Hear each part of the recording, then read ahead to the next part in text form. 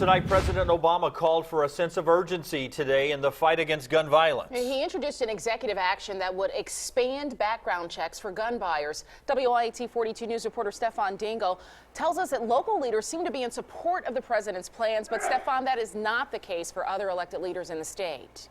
Sherry, good evening. That's right. From the governor to those elected to represent Alabama in Washington, D.C., there are harsh words tonight about President Obama's plan.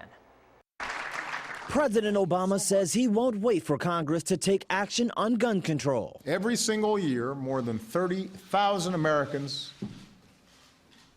have their lives cut short by guns. Of those 30,000 Americans, a number of those victims were right here in Birmingham. We need to be safe. I mean, those bullets don't have any eyes on them.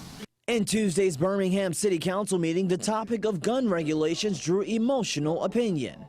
I get teary all over again because I've been victimized as a counselor, and my family's been victimized by this violence, this guns, all this stuff. And and it's got to be an answer.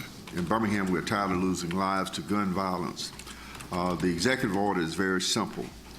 Keep guns out of the wrong hands through background checks, make our community safer from gun violence. To do that, Obama wants 250 additional agents to help toughen up the background checks, and he wants funding from Congress to do it. What is going on here? What's going on with the president? But Alabama's own Senator Richard Shelby says President Obama is out of line. He's, by executive order, just grabbed a lot of power.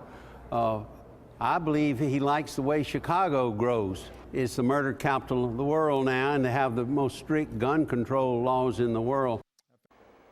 Now, Senator Shelby went on to say that when he returns to Washington next week, he plans to hold hearings to combat President Obama's executive action. Live in the newsroom, Stefan Dingle, WIAT 42 News, coverage you can count on.